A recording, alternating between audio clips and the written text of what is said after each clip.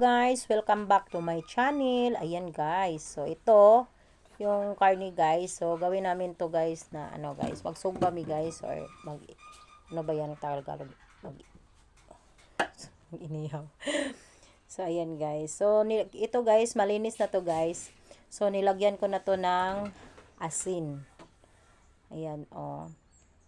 So kararating lang ng asawa ko guys, galing sa CDO. So bumili siya ng ulam namin.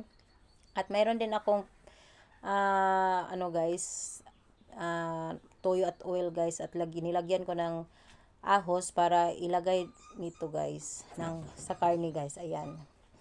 So naghaling pa muna ako guys. 4 na bagol yung ginamit ko para gawing uling. Para dito ako magluluto ng sinugba. Sinugba sa Bisaya guys. So ayan. So mahangin dito pero walang ulan. Tingnan nyo naman, napakainit kahit ano na guys, 4:50 PM na guys. So ayan.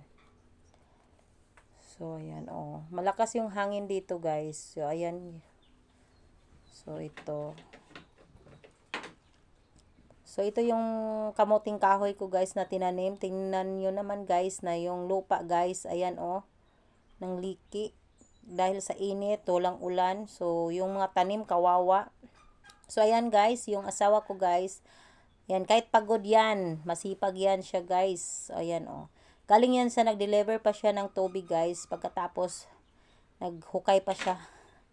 So ayan, tiningnan ko muna yung niloto ko guys. Kasi mahangin siya. Nilagay ko na yung karne. Tapos malaking apoy guys dahil mahangin. So ayan, nagsigas siya. Nagdako siya kalayo. So kailangan maano natin yung apoy guys. Mawala yung kalayo niya.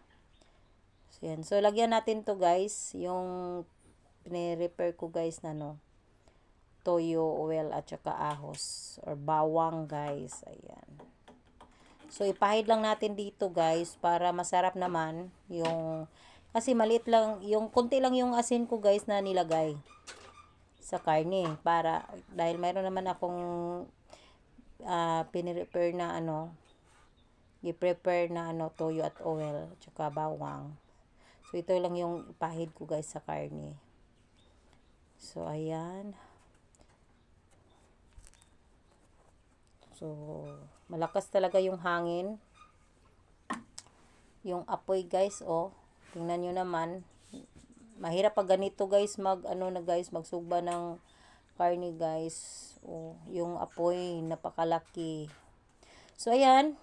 Nagluto din ako ng adobo guys. Kasi yung nabili ng asawa ko guys, karne na parami niya. So ginawa ko din yun na adobo guys, adobong baboy. Kasi wala kaming ref dito, nandun sa Cagayan. So kailangan ko lutuin lahat ng ulam. At saka may isda din siyang bangos na binili.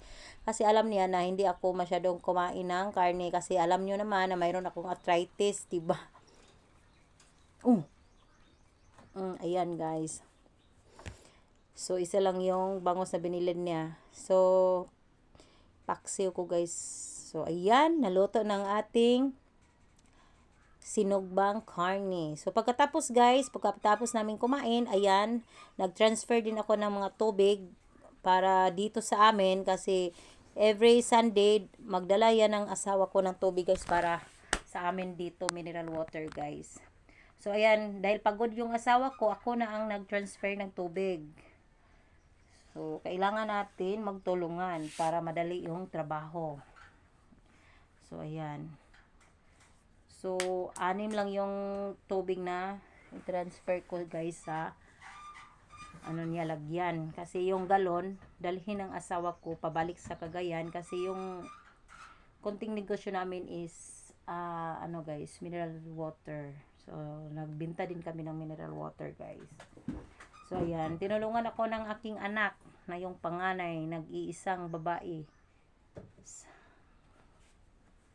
So, ayan.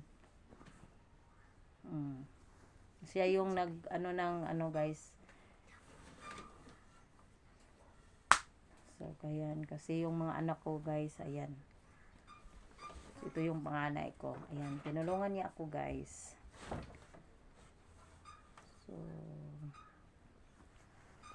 So siguro by guys, mga June or first week sa July, doon na kami guys. Doon na naman kami sa Cagayan guys kasi napaka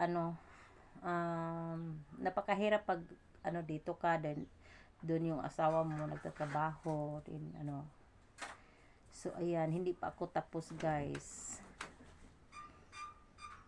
So binilisan ko na lang guys kasi gabi na.